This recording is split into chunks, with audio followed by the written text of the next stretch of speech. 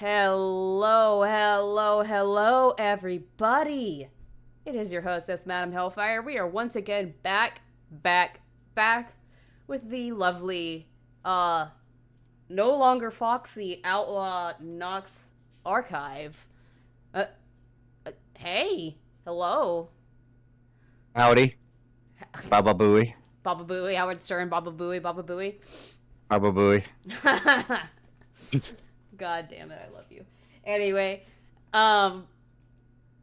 we're here to do some more, I guess, urban legend serial killer stuff. But before we get into that, let's say hello to everybody in the chat. We got Octane Junkie, Mr. Gamer, DVD and Film Bloke, and Spectre are lurking. Welcome, everybody. Spectre's cherry got popped last night. I showed him a lot of different retro YouTube videos. So, he is now one of us. Is he? I guess. I don't know. Y'all are freaking horny. I just wanted to give him the benefit of the doubt. He sat through a lot of the stuff that I had to sit through. I saw that. I bet that was a lot of fun. Even though it got demonetized and... Yeah, it got demonetized. I know why you did. I know why, because you're learning the ins and outs of streaming, YouTubing, and stuff like that. And people be weird. People send weird stuff, like "Don't be racist. I am a building." That actually wasn't the reason. That wasn't one of the ones that caused it to be demonetized. Surprisingly, it wasn't the squirrels looking for the sex worker. Wasn't that one. It was just, I guess, two copyrighted videos. Yep. That'll do that. Also, hello, Jacob. Willkommen. But, yeah, what have you been up to other than completely changing your persona and no longer being a furry? Not much. I'm getting ready for next week, which is going to be True Crime Wednesday, doing police body cam footage, and then Saturday, me and Pidgey are going to look at Darkside Phil. Nice. I ended up changing Nox because I was getting insulted. I know you pick on me for the furry thing, and I completely understand it. Yeah, you do it in jest, but there was people that were sending me messages like, dude, we know you fuck dogs and shit like that. I'm like, no, I don't. And it was bothering me to the point where I just decided to go with something more like me, which, since I love Westerns and I own a cowboy hat and cowboy boots, might as well become an outlaw. Yeah, there was also that one weird furry guy that was in your server that I had to ban because he was just way too weird, and I think he really thought you were a furry and took it a little too far. Also, hello, Devil Pup. Welcome, love. Guys, before we get into it, like, share the stream, sub to the channel if you're not already. We are trying to get to 2K subs by the middle of the year, 5K subs by the end of the year. We gotta catch up to Nox. We can't let my co-host. My co-host is. I must. What I do? Nox. Challenge. I must challenge. I'm kidding. This is all in love. I want him to be successful. I'm just messing. Gotta love how DVD and Film Bloke still takes the piss out of me. Oh, all the time. I mean, that's what he's supposed to do. Everybody's supposed to take the piss out of you. It's fun that way. Yeah, but we gotta catch up. We gotta play catch up, and mustard, and relish, and for the mayonnaise. weirdos, mayonnaise. I like mayonnaise and hot sauce. But I'm talking about hot dog condiments. Oh, okay. Yeah, mayonnaise on hot dogs is a little bit weird. No, I put hot sauce on my hot dogs. No, that's not weird. Husband does it all the time. He's a huge fan of Tabasco. Likes him some Tabasco. And I have to say this really quickly, DVD and Film Bloke, it's fine. You can bust my balls all you want. You give me money. Duh! I mean, it's true.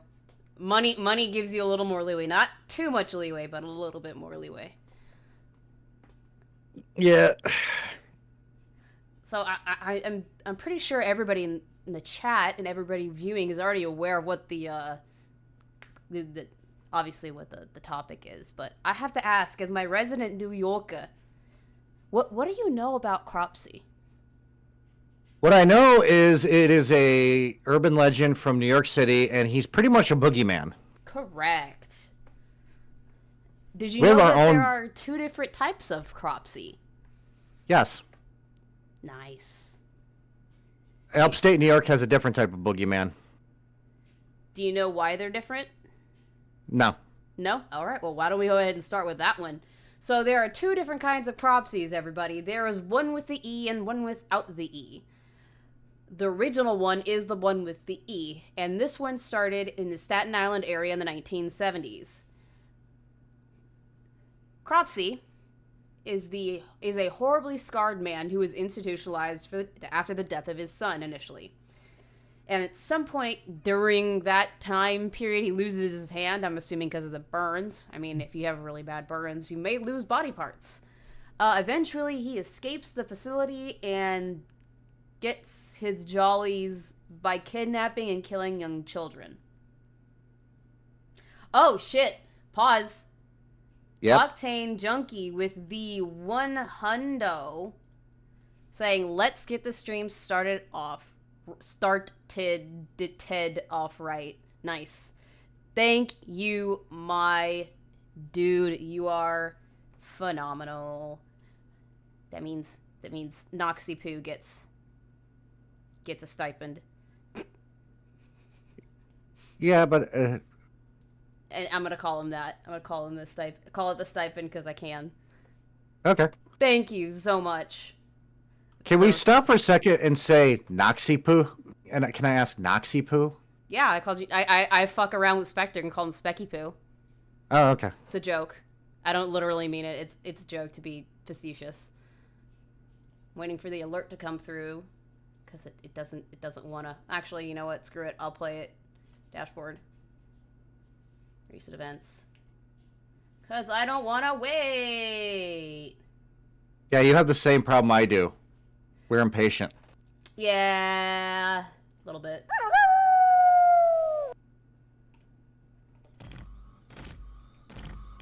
Get away from her, you bitch!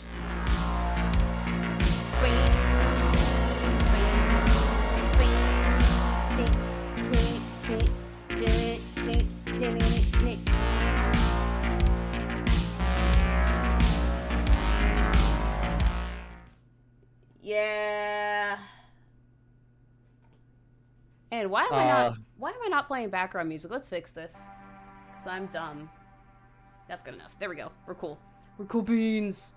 But again, thank you so much, Octane. You are a gentleman and a scholar, and I appreciate everything that you do and your support for the channel. There it is. But as I was saying, he likes to kidnap and kill young kids. And he does this by dragging them to an abandoned sewer system under the ruins of the once Seaview Hospital. You'll see why this turns into something else later. He allegedly appears frequently at summer camps and allegedly spawned slasher films like Halloween and The Burning. You'd think summer camps would be more Friday the 13th, but I completely understand. Yeah. It's a little bit of that, too. Jason Voorhees is very much also one of the serial killer or slasher film monsters that he did spawn, which is I find very interesting. And then there's Cropsey without the E. This one predominantly came from a very specific film. And instead of it being a horribly scarred man that's institutionalized, it's a janitor that was set on fire and severely burned in a botched camp counselor prank. He escapes a hospital after 5 years of skin graft treatments and returns to the camp where he was harmed in order to take revenge on the staff that, you know, burned him alive.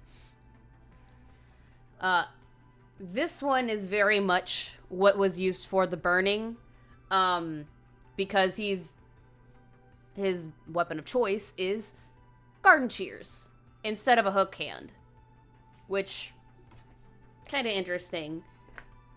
But all of this ties back to a very specific, I will call him a serial killer. Technically, he's only been, He hasn't been charged with or convicted of murder, but he has been charged with the kidnapping of 2 young girls and is believed to be involved in the disappearance and murder of a multitude of other people. Most of them girls and women. Which is not nice. That's one I do know a little bit more about. Yeah? Yeah, because I watched the documentary from 2009, Cropsy. Yeah, that's where that the Cropsy without the E is mostly known for, is that film. Duty and Bloke says, I've heard The Burning is alright, a bit misogynistic even by 80s slasher film standards. Weinstein wrote it. Yeah, that makes a little bit of sense. Let me do one quick thing very quickly. I don't like the live reactions because it makes it hard for me to see shit. There we go. Fixed it. Yeah. I need to figure out how to do that. When you go into to editing or in your settings for customization, there's a thing called reactions, and it says live reactions. You uncheck that, and you got it. Okay. I was trying to find that before. And I have learned you are not too old to learn new things. The more you know. And knowing is half the battle. G.I. Joe. Sorry. You're funny. You're funny. So funny that people forgot to laugh. I completely understand. Lol. Anyway, I had to update the goal. Now, let's continue on. But Cropsy, both with the E and without the E, generally is tied back to a quote-unquote serial killer by the name of Andre Rand. Now, Andre Rand is not initially his original name. He was actually born Frank Rostam Rushan, on March 11th, 1944 in Manhattan, New York. He was the eldest of 2 children and had a younger sister. And it's very much widely believed that he is severely mentally handicapped. And has quite a few mental health issues. Yeah. Octane Junkie says, first time hearing about this urban legend. A lot of people haven't heard about it.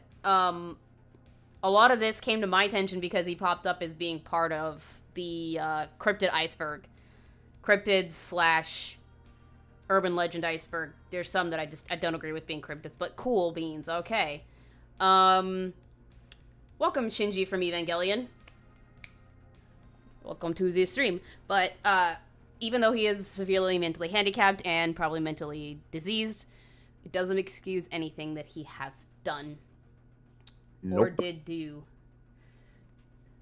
His father died March 27th, 1958, and his mother was institutionalized at Pilgrim Psychiatric Center in Brentwood, New York. English is hard. Yeah, she was very much not there mentally. She was very much psychotic, and after several psychotic breaks, they had to take her away from the kids and put her in the institution. And what's even worse is that he and his sister would go see her frequently and have to deal with that whole trauma of seeing their mother in that state and not really understanding why. Not a lot is known about the little sister. I'm going to assume, since there isn't a lot known, that she's pretty much benign, a law-abiding citizen, nothing to worry about. Cool beans. Usually when you don't hear anything about the siblings and stuff, it's either because they're very, very private people or they don't matter to the story whatsoever. Yeah. I always find it interesting, though, to kind of get an idea of what the family life was, but I think with the father dying early and the mother being institutionalized for being psychotic, you can already get a feel for what his background is. So you've already got biology and environment there for the 3 pillars. Yes, we're going back to the 3 pillars, everybody. Ho-hoo. He decided to have an alias or kind of change his name when he started to get work and would go by Frank Bruchette. He was known for working at formerly Willbrook State School, now Staten Island Developmental Center, between 1966 In 1968, it's a custodian, orderly, and physical therapy aide. Keep that in mind because that does tie into some of the people that he allegedly harmed. Yep. His very first brush with the law came on May 5th, 1969 in South Bronx, when this bozo, this absolute nutter butter, decided to try and entice a 9-year-old into his car, drive her to a vacant lot, strip both of them nude, and attempted to try and fornicate with the 9-year-old. Thankfully, before he could actually go through with it, a cop drives by and stops him. Thank God for local law enforcement. That poor girl. I'm just going to let you guys know this, and this is true. New York City has a lot of fucking police. Yes. So the fact that it doesn't surprise me that the police would stumble in on something like this, but I am so fucking glad that they did. Absolutely. Like, that poor girl, like, she's one of the only ones that gets saved by the situation. I think she's only one of two that have run into Rand officially that got away. Thankfully, he was arrested, but he pled guilty and was sentenced to 4 years in prison, to which he only served 16 months and was paroled in January 1972. That's already a problem. Yeah, because he got paroled. I think people who harm children should be put away for life. I agree with you. He legally changed his name to Andre Rand shortly after release, and that is what we know about him by now. Unfortunately, not even 6 months after he was released, he has his first suspected kidnapping and victim. We're saying suspecting because only 2 of these are officially connected to him. Only 2. Yep. The first is Audrey Lynn Nurnberg, who is an 18-year-old girl that disappeared on July 5th, 1972. She was last seen leaving her family's residence in the 1200 block of Ryder Street in the Canarsie neighborhood of Brooklyn. She was leaving the house to go get cigarettes, and didn't come home immediately after, like she said she would. That's the worst kind of leaving to get cigarettes and never coming home. Yeah. It's not like your dad leaving and not coming back. I have to read DVD of Film Bloke saying, I agree, Knox. Murder and doing dodgy things to children and adults are a crime that shouldn't be forgiven, and they should spend the rest of their life behind bars. 100% agree. But that's unfortunately not how that all works. Nope. That is our ideal world. My ideal world is one where everyone doesn't commit crimes. That would be great. In this case, my ideal world is if you harm children in this way, you should be castrated. But that's my opinion, and I don't think I'm wrong in that opinion. Yeah. I would go a little bit farther, but I'm not going to. Yeah, wood chipper. Bzzz, shred. No, I was thinking if we were going to castrate them, can we use a rusty, dull spoon for it? In Minecraft. Yeah. In Roblox. Yeah. Don't actually go. And why not? And Red Dead somebody. Redemption 2. Let the law take care of stuff. Don't be a vigilante, please. Dear God, do not do that. We've seen how that works online way too much, Bob Max. Yep. Initially, here's the really sad part about the situation with Audrey. Audrey was a schizophrenic who had been in and out of institutions for 3 years to this point, between 1974 and 1977. She was currently, at the time of her disappearance, an outpatient at Kingsborough Psychiatric Center in Brooklyn, and was on psychiatric medication. At the time of her disappearance, she did not take her medication or have it with her, and she didn't have her ID on her either. Most believe that because she'd done this before, she would get distracted by something and just become disoriented because of her schizophrenia and just wander off. She'd done it before. She'd done it many, many times. And usually she would go back to somewhere that she'd been before. In this case, they believe that she had gone back to an area called Harry Lewis Theater on Forest Avenue, where she'd gone the day before with her family to see a movie. It's very much believed that she had gone to this particular theater in her disorientation and ran into Rand. And Rand was camping at that area or in an area adjacent to the theater around that time and took advantage of her situation.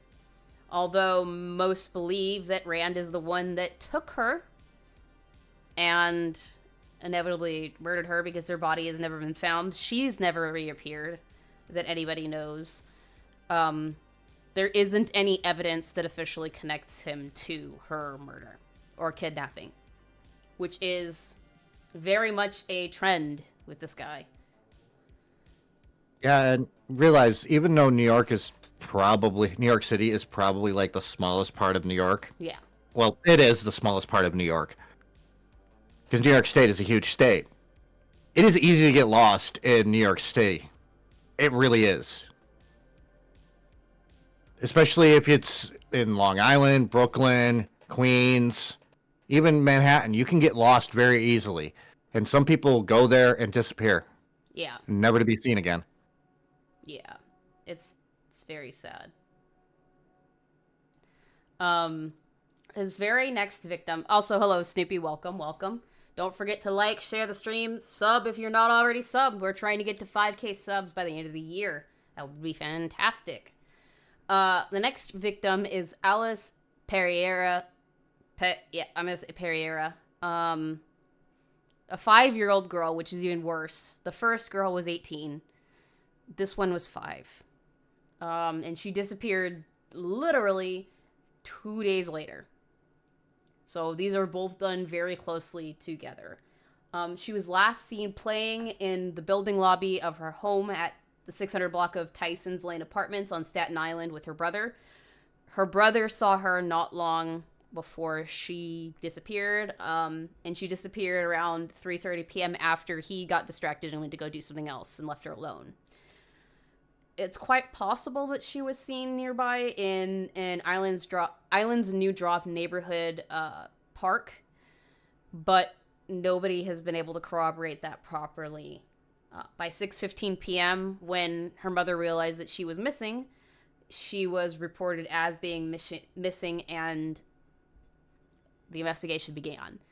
Initially, it was believed that her father, who had been divorced from her mother, had kidnapped her, and he was holding her at the time. Unfortunately, that's not exactly what happened. He didn't have her, he didn't know where she was, and that's when she was very, very much full-blown considered missing. It's believed that Rand is the prime suspect for her, obviously, as he had a job as a painter at that specific complex around the time of her disappearance. Her body's never been found. Rand continues to state to this day that he is not the one that kidnapped her. He has not touched her. He has no involvement. I don't think I believe him. I wouldn't believe him either. Yeah. Especially because you'll notice that he happens to be around the vicinity of these disappearances / crimes every single time it's happened. And he's been pointed out as being in the vicinity one way or another by witnesses every single time. And because it's a 5-year-old, I am going to refrain from talking, because when it comes to crimes against kids, I get very rage-filled. Yeah, it doesn't get better. It doesn't get any better. I'll just tell you that now. I know, but I'll be right back. Okay. So just give me a second. Continue. I just gotta go do something really quickly. I have to use the bathroom. Bye. Bah. We're alone, chat. Ooh, I'm just kidding. I'm just joshing y'all. Let's bring the music back up. But it doesn't get any better from here. This guy, yeah, he sounds guilty to me for sure, Double Pup. And I very much think he is guilty. We are alone, chat. That one's for you, Shinji. We need to get back to that stuff. I've got so much in the chamber for you guys when it comes to analog horror and ARG stuff. Trying to do this and build the second channel has been fun. We'll be gentle with... be gentle with this mistress since Nox isn't here to chaperone. Good God, Octane. Chad, I think we're alone now. Damn, that hurts my voice. I can't do that for very long. I are here. He's back. See, you guys are safe. What'd I do now? I didn't do anything while he was gone. You're safe. Your chaperone's back. It's okay. We'll be gentle with us, mistress, since Nox isn't here to chaperone. Okay. See? That's what I'm joking My about. confusion level has risen. I are confused. We're safe for now. God damn it. That joke is never going to go away, I don't think. Our next victim is 44-year-old Shin Lee, who is a registered nurse. She was reported missing July 20th, 1978. Hey, Pigeon. Hello. I are all confusion. Indeed. Indeedly-do. She was last Hello, seen... Mr. Salad. What? Sorry. I was just saying hi to Pidgey. Oh, okay. You wanted to say hi to Chicken Salad.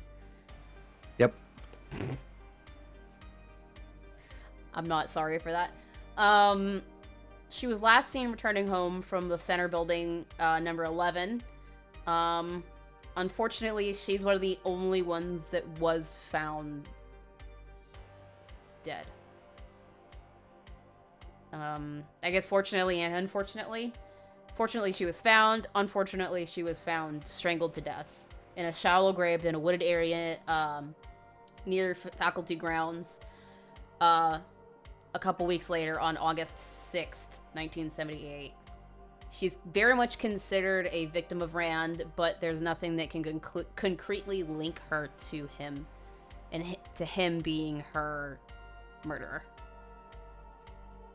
Not long after that, about 3 months later, Ethel Louise Atwell, a 42-year-old female, was kidnapped. At the time of her kidnapping, she's a therapy assistant at the Willowbrook State School, and she was last seen there around 6 a.m. October 24th, 1978. She reportedly arrived on the site and parked her car behind Building 47 at approximately 5:30 a.m., and about 6 a.m., she was overheard by workers in the building speaking to an unknown man. Specifically was heard, come on, from the man, and her saying, no, you'll beat me. And then there was screaming. Now, if that doesn't sound like somebody trying to lure her away and her very much knowing she's fucked, I don't know what else does. That is, and the thing about New Yorkers is a lot of people think that we're assholes, and there's some of us that would agree with you. But when somebody hears that, they probably are thinking, especially in New York City, fuck this shit, I'm out. Unfortunately. Yeah. Well, and go ahead, sorry. That's why I know that in New York, to get people's attention to help, you scream something like fire or something, you know? Get people to actually pay attention. Yeah. But that's the unfortunate thing about living in a big city. People normally just kind of take care of themselves over taking care of each other. Yeah. People can be very self-centered. It's unfortunate, but in this case, that wasn't what happened. Thankfully, the people that overheard the screaming called the police immediately, but they called them immediately. But unfortunately, the police didn't get there in time. By the time they did show up, she was gone. And what was left behind were a bunch of items at the left side of her car, or the driver's side of her car. Which included a tan pocketbook, an earring, a black shoe, 3 black buttons, and a set of dentures. About 75 feet away were her car keys. Because it was very... she was dragged. Yeah, she was dragged away, for sure. Rand was pretty strong, from what I understand. And he doesn't have the mental capacity to keep back his strength. So, obviously he couldn't stop himself if the situation were to arise. An extensive search was done of the area, but nothing was ever found, including her body. And, of course, she is once again believed to have been taken by Rand. Now, once again, Rand is not a very good person. And, very not long after that, he's accused of raping 2 women. One is an unnamed woman that I'm assuming is an adult, because it was the second one is distinguished as not being an adult, or legally an adult. The other is a 15-year-old girl. While I understand to a certain extent, I don't agree with the fact that neither of them pressed charges. Yeah. I didn't with my situation, but I would... Maybe if they had, the 2 girls that he is confirmed to have harmed, 3, because he goes to jail again for another reason. Maybe he wouldn't have killed the 2 that he was convicted of killing. And I say this because in around 1981, he tries to solicit a 9-year-old girl with candy into his car, which I believe was a green Volkswagen. This is literally, I've got candy in my van. This is the stranger danger that you are taught about as a kid. And yeah, I think that he was one of the reasons why that actually became a thing. I think so. And thankfully, this girl listened to that and was like, hell no. She said no, and whilst he was trying to follow her home in his car, she hid until he gave up. Which is a smart girl.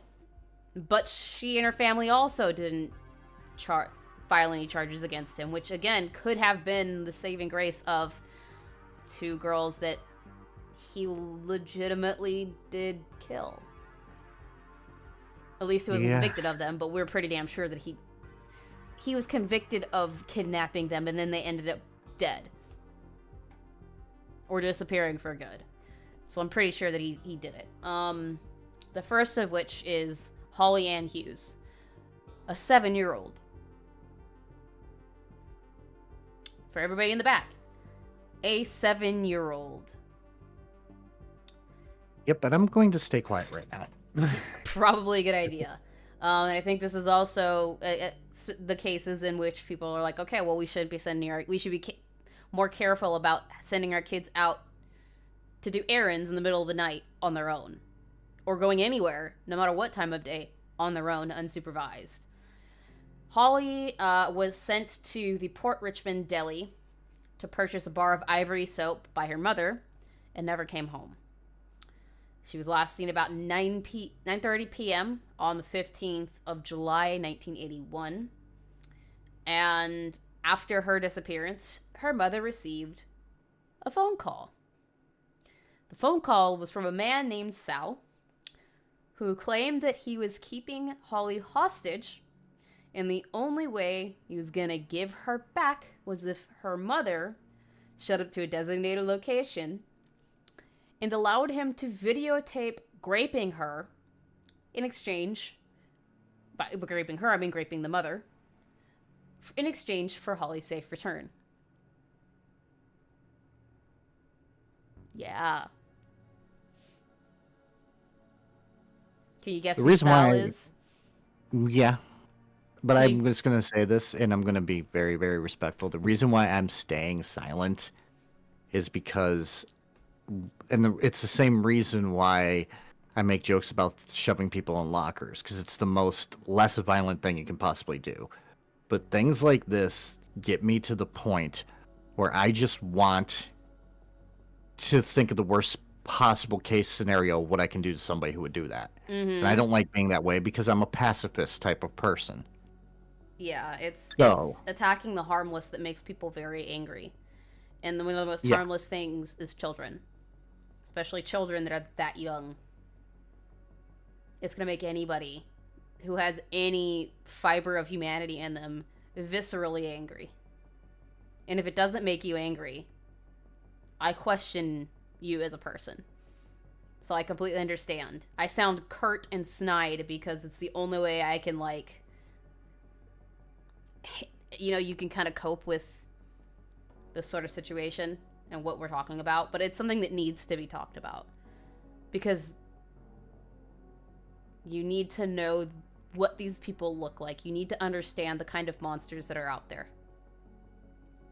Not only that, but in my opinion, the fucking worst fucking offenders who prey on children and even adults in horrific ways should be put away for life. I think they should get worse, but that's just me. Yeah. I'm just kind of trying to be... You're trying to be nice about it. I understand, Knox. Yeah. I understand. I get you. 100%. So, after receiving this call from Sal, she agrees, but calls detectives. Smart woman. Indeed. They accompany her to the meeting point, but he never shows up. Not shocked. They, at the time, believed it was Rand because witnesses had seen his green VW circling around the store when Holly disappeared, or that she disappeared from. And they'd searched his car but didn't see anything that could concretely put him with Holly. The mother, however, hearing his voice, said, yeah, that's Sal. But unfortunately, that's not enough for anybody to really convict him. Later, Rand would admit to playing hide-and-seek with Holly the night of her disappearance, and said he even gave her money for soap because she was quote-unquote dirty. And he would say that to inmates and officers. I am surprised those inmates didn't, well, I don't know if they didn't, but if I was an inmate, you know. We know what inmates do to child predators. Yes, I'm aware. Yeah. He probably was put in a separate cell before anybody could do that, and he was probably put in solitary. Yeah. With his mental capacity being what it is. Oh, and if you want further proof of his mental capacity, the picture I used of him is him being dragged out of the courthouse, and he's just there's drool just dripping off of his face. He's just so not there. Dude is just, like, in space. He's a freaking astronaut. His brain is not there. Non-existent. Not long after this, he is put in prison again for a short time because this dumbass decided to be a good idea to pick up 11 children from a local YMCA without their parents' consent, take them out for lunch, and then take them to the Newark Liberty International Airport to quote-unquote watch the planes. I'm staring at my microphone because that is the most dumb fuckery I've ever heard. I have to make a slight joke, okay? And I'm not going to make it about that whole entire situation. I'm just going to say, when I heard that, I smell toast, and I'm pretty sure I'm having a stroke. Yeah. Thankfully, in this case, he didn't do anything to the kids, and they were returned safely to their parents. He was arrested and spent 10 months in prison for unlawful imprisonment. Basically, like, he kidnapped the kids and he kept them without the parents' consent. They can't consent their kids. Yeah. And unfortunately, not even a week after he's released, 11-year-old Tyahese Jackson goes missing. And I wonder who took her. She was last seen at 1:30 p.m. on August 14th, 1983, leaving Mariners Harbor Motel to get chicken wings because another resident of the motel that she was staying at, which is that motel, asked her to while her mother was asleep.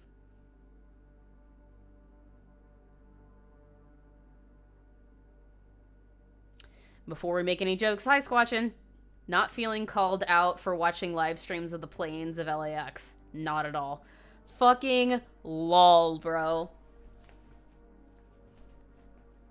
I was just gonna say, totally not calling you out, Squatchin. Nobody's calling you out, girl. You're good. But yeah, like, what? I as a kid was not allowed to go really anywhere without my parents being in the vicinity until I was like in my mid-teens, and I wasn't allowed to go far. You want me to give this interesting story about my childhood? If you want to. Okay. My mom wouldn't let me go anywhere by myself until I was 14 not because she was afraid of strangers, because we do live in the country, so it's a little bit more safe. Not totally. It's just you get that veil of safety. But it's because it's because she was worried because her younger brother passed away. He drowned. So my mother was always worried about letting us go anywhere by ourselves because she was afraid that we were going to fall into like the creeks and stuff and drown too. I mean, that's a valid fear. Yeah. Very valid. So my mom never said, I'm not letting you go anywhere because you're stupid and we'll get into a car with a stranger. She was like, I don't want you to go anywhere because you can't swim. Yeah. That's smart.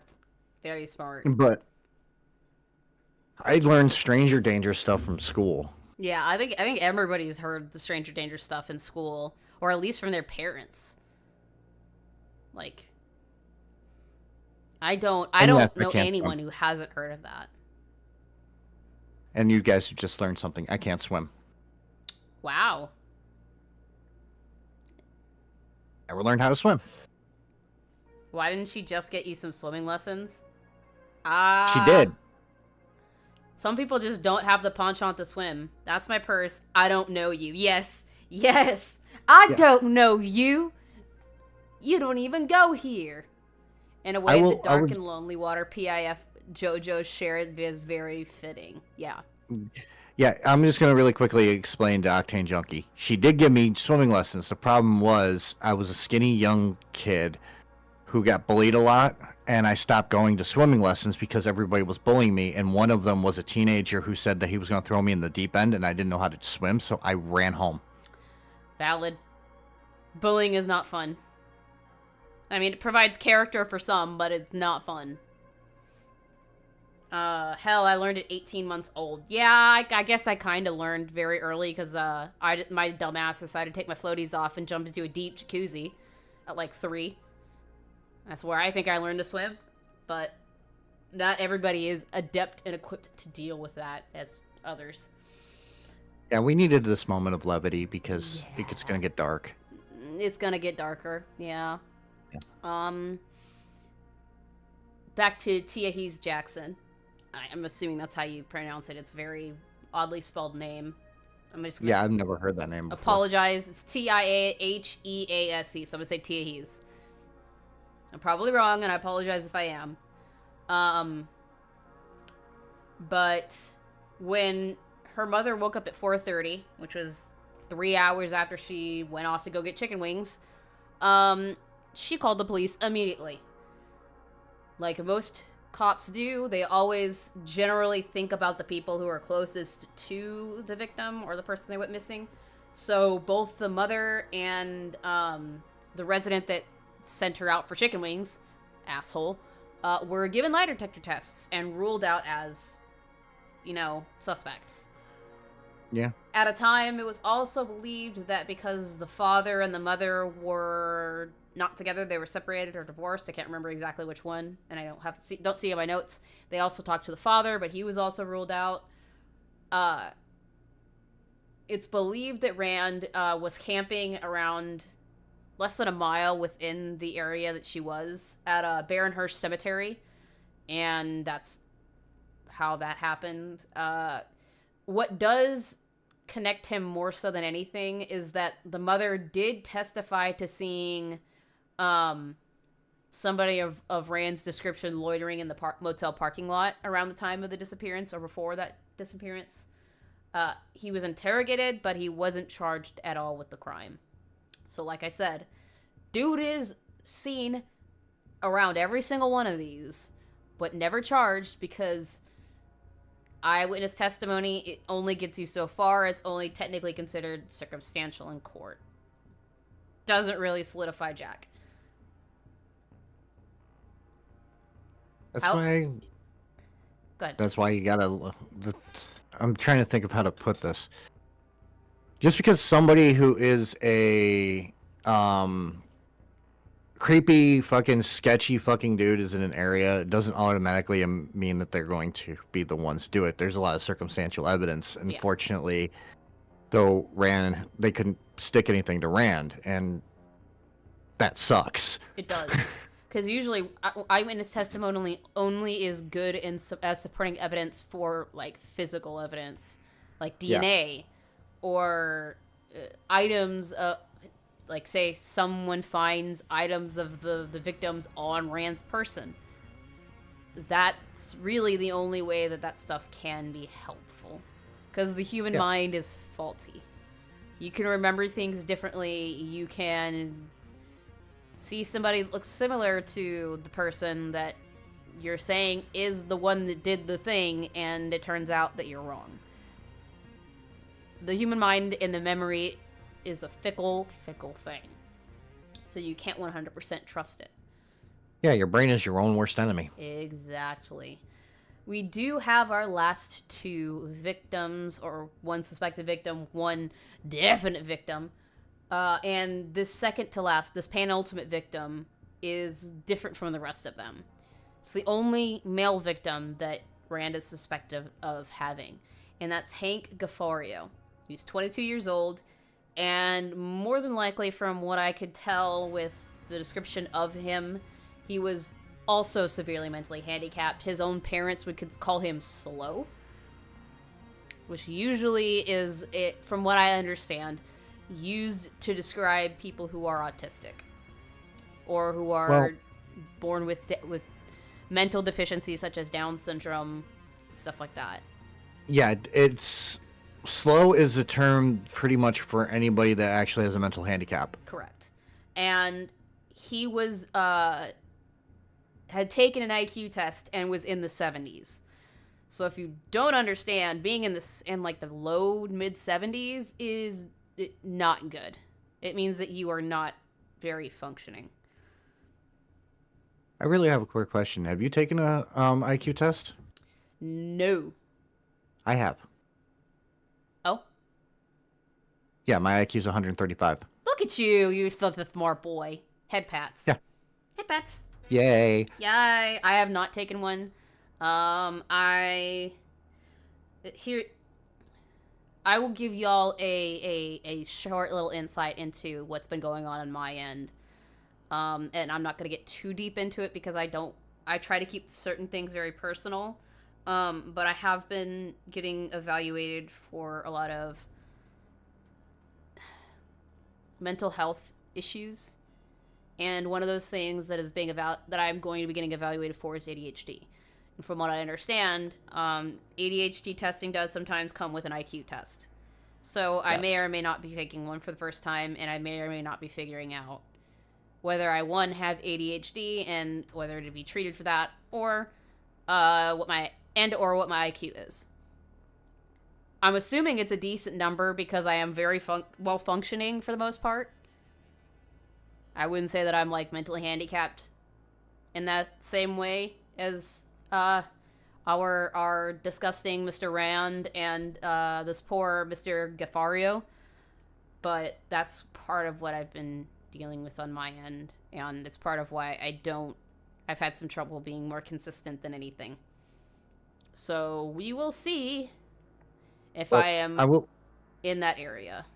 I will give you a little bit of advice when it comes to ADHD, because I have ADHD. Learn to deal with your mind just wandering. Oh, I try, but I might also be put on medication, so we'll see. But that's the reason why I had an IQ test done, because they were testing, and I got ADD. Now it's part of ADHD, and the person who gave me the test said he's brilliant but doesn't try. Yeah, makes sense. That's so fucking accurate. That's so fucking on point for you, bro. Yeah, unfortunately. Oh, it's gonna be fun if I find out if I'm in the same ballpark. We'll see. We'll see. I'll let Knox know in private what mine is. Maybe I'll share later. Peter Parker, brilliant but lazy. Well, it's Knox, brilliant but doesn't try. Yeah, yeah. Brilliant but don't give no fucks. Anyways, back to Mr. Gafario, since we are almost done with this, and we're gonna have a disgusting taste in our mouths, and I would rather have to wash that with whiskey than anything else. But I'm not doing that on stream. Hard. Next one's gonna be hard. Yeah, it'll be short, but not easy. Apparently, Mr. Gafario, at the time of his disappearance, which was at 4 a.m. on the 9th of June, 1984. Was last seen drinking at the Spa Lounge in Port Richmond, pretty much from late in the evening all the way until it closed at 4 a.m. So he was drunk as fuck. And from what people understood, he went to go eat at a local diner, and apparently somebody with Rand's description was seen eating with him at that diner. Because you gonna be hungry when you is drunk. Greasy food, good for drunky.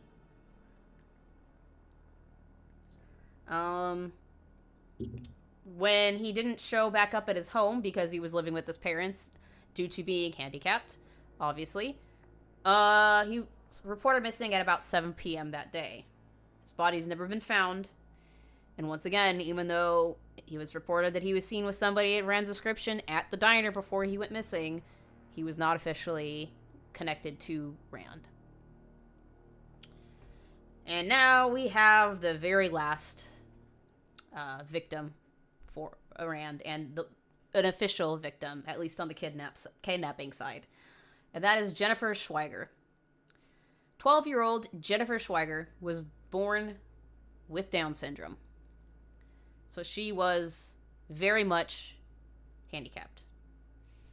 And she, unlike most children that are normal functioning, probably wouldn't understand that going with a strange man is bad. She probably doesn't understand the concept of stranger danger like most normal children would. And when she was out on a walk with her family on July 9th, 1987, she wandered off and inevitably was picked up by Rand and gone missing. She was actually last seen specifically with Rand by eyewitnesses, and unfortunately, 35 days after her disappearance, her body was found in a shallow grave on the grounds of the Staten Island Developmental Center. And because she was found in an area specifically where Rand was known to frequent, with Rand being the last person to be seen with her specifically, he was officially arrested for the final time.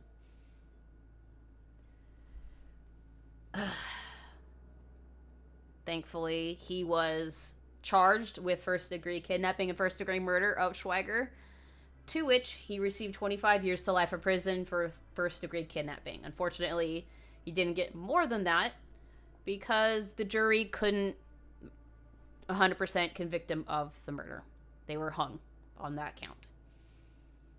Whilst he was in jail, like I'd said earlier, he was alleged to have bragged to inmates and officers about his nonce exploits.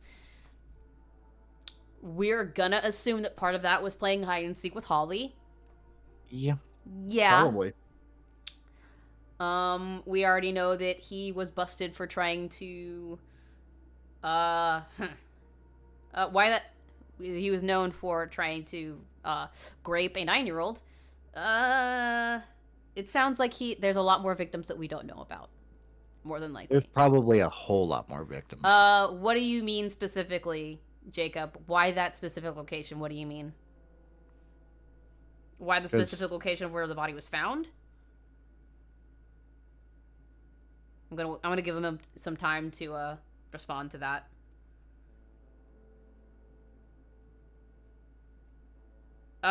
Probably because at one time he was a janitor for an institution. And probably because it was in the forest area, away from where people could see it. I can't really tell you. There's not any specifics, but that's where she was found.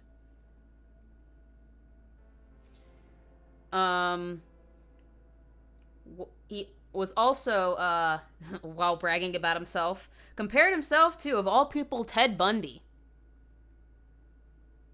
Yeah, I've seen pictures of Rand, and I've seen pictures of Ted Bundy. He is no Ted Bundy. He is nowhere near as mentally or intellectually gifted, nor is he attractive.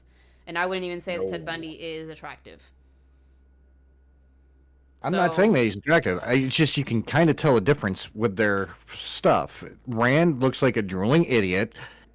Bundy looks like he's suave and charismatic. Yeah. It's a weird comparison. I think he thinks a little too much of himself. Gross. It's fucking gross. Yeah. And 20 years after Holly's disappearance, he is finally taken to court. And, it's a good thing that he was, because he would have been up for parole not too long after this. Which I'm hoping, even if he was up for parole, he would have been kept in jail, because obviously he was convicted of kidnapping a child. Yep. He was charged with first-degree kidnapping and first-degree murder. Of course, he was not convicted of the murder again, but he was convicted of first-degree kidnapping October of 2004. Which he received another 25 years to life prison sentence, meaning that even if he was up for parole, it wouldn't be until 2035, and by then he's probably gonna be dead, because he'd be like almost 100 years old, be like 91 years old at that point. He's probably gonna be dead in prison before then, and even if he did was up for parole, he's not getting out. Thankfully, because of that, he's never gonna see the light of day again, and he's never gonna hurt anybody again. And here is where Cropsy was born. That is what is the genesis of Cropsy. Which, not totally sure about, because, I mean, I can see the whole... No, I can see it. I can, and I can't see it. It's a little weird. Well, in the documentary, they actually added something to it. Oh? Yeah, they suggested that he was basically a Satanist, and these were children's sacrifices, so another connection to the satanic panic. Yeah, there was in the similar, I did read that there was in a similar vein, people thought that he wasn't the only one that was doing this, that he wasn't doing it alone. But there really isn't any, like the Son of Sam stuff and the Ultimate Evil, which I will get into that eventually. It's probably going to be the rant of the century. A complete and utter rant stream from me, to the point where I'm going to lose my voice in a couple of months. It's a lot of speculation, and there really isn't anything that corroborates it, other than, like, Alex Jones tinfoil hattery levels of evidence. It's not really evidence, it's just psychobabble. Yeah. So... I look into normal true crimes compared to this. You probably look into the stuff that Nox covers on his channel, which isn't anything that's... Most of the time, isn't anything that's super serious. Well, except for last True Crime Wednesday when I talked about that's Barry true. Lindsay. Yeah, that's true. And I'm literally counting down the days until that guy's up for parole again, so that I can be there to... freaking protest with everybody to keep him fucking jail. Yeah. You can only hope with those kind of people. Yeah. But that is all I've got for y'all today. Is there anything you want to brief the fun peoples of? Yeah, next time I'm on, I'm going to be covering urban legends of New York that are not Cropsey. Yes. Because New York is a big state. It's not just a city. And I wish people would come see the splendor of upstate New York, because we're a lot better than New York State or New York City. But we got better wine, too. Just saying. Other than that, I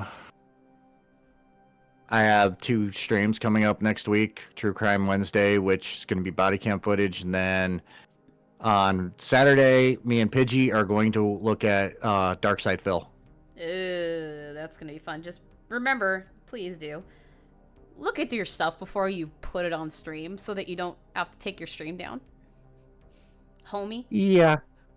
I'm planning on it. Okay, I hope so. Because it would suck if you lost out on viewership because you couldn't keep stuff up.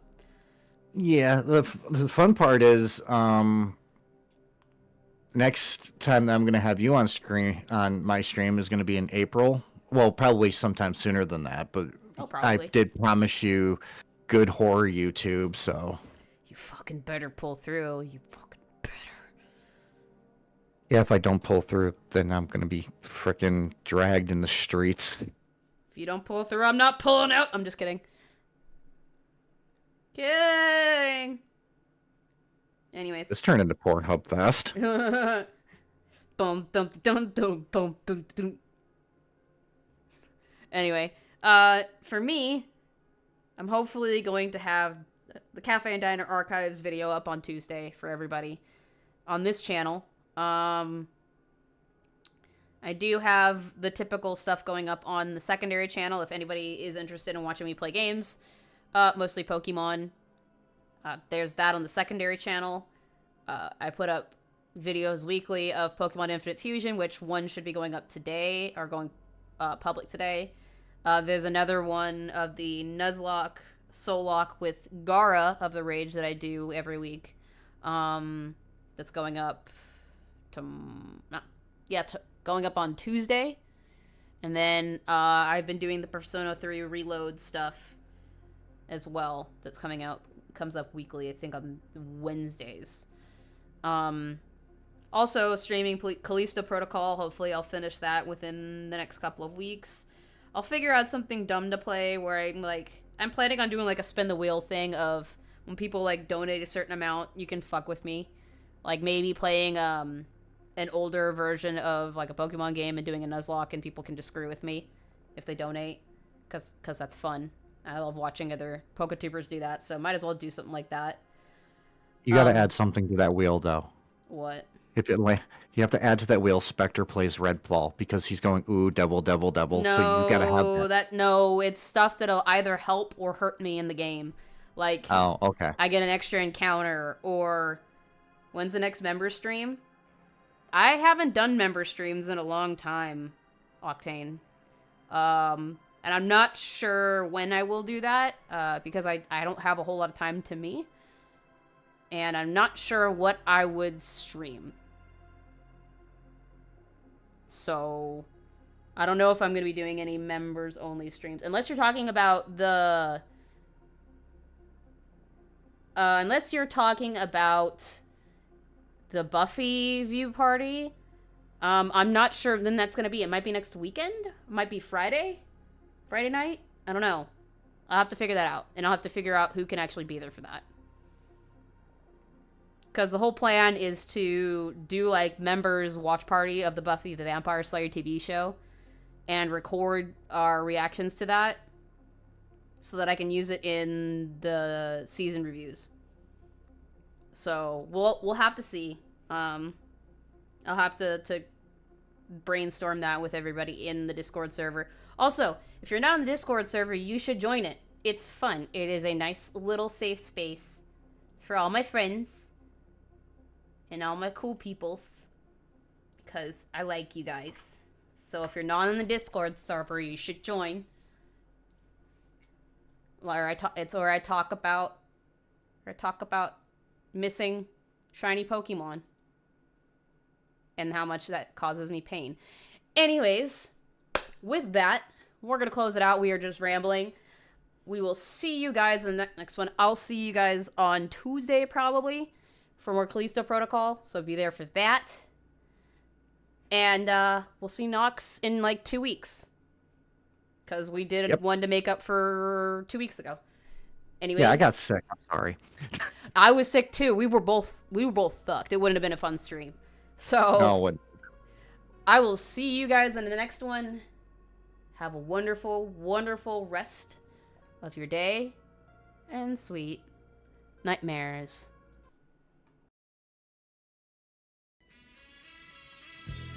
Bite me one time.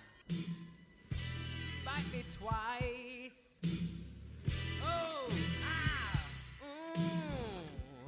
that's rather nice.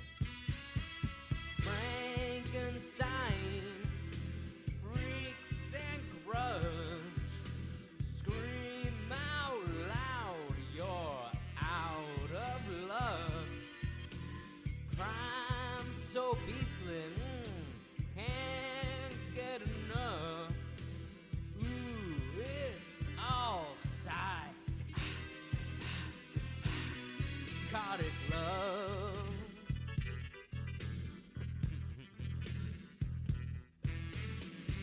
I start to turn when all the streets are moving. I suck 'em dry and rip off all the skin bits.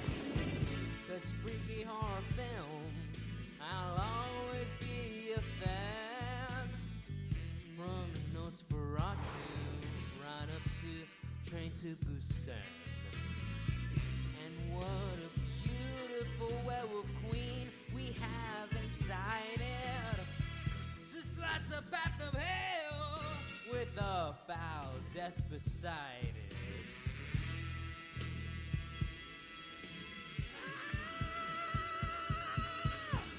Spooky sounds, blood and brains, hunted down by the insane. Crime so beastly, can't get enough. Ooh, it's all side. Psychotic love.